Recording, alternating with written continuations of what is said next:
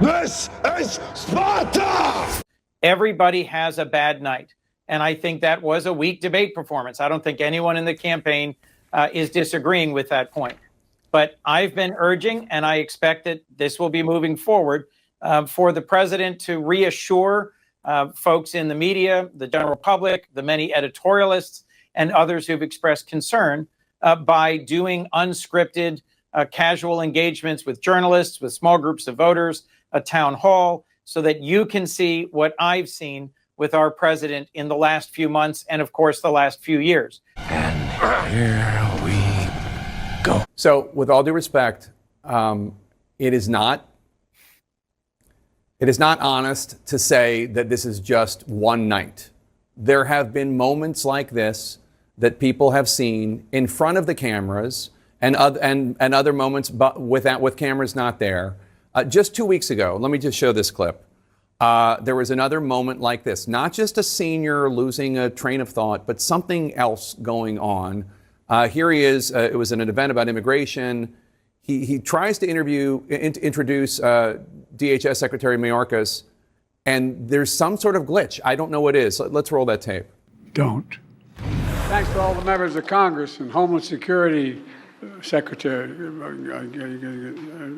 I'm not sure I'm going to introduce you all the way. But all kidding aside, Secretary Mayorkas. I don't know what that was.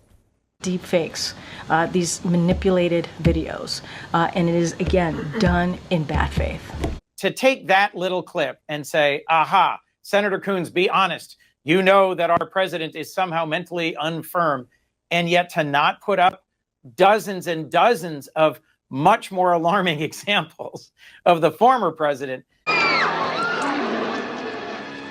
First of all, I don't think it's accurate to suggest that the news media hasn't provided or shown the American people clips of former President Trump saying odd or potentially distressing things. I think that we've been doing that since 2015. That's all you do. Wait. Let me just ask you, do you truly think that President Biden is the strongest candidate to take on Donald Trump in November? I think Joe Biden, two things, is the strongest, most accomplished president we've had in my lifetime.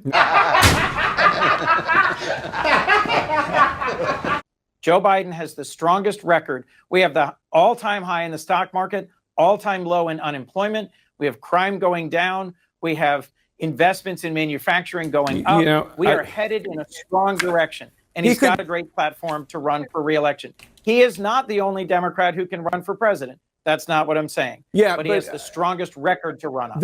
I mean, he has given fewer press conferences, fewer interviews than any president in modern history, including the previous one, who's now running for re-election.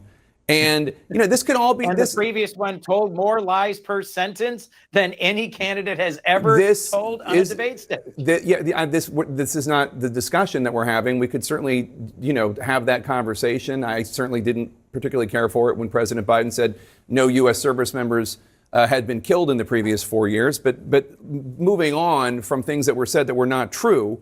The captain breaks rank. He goes wild, blood drunk.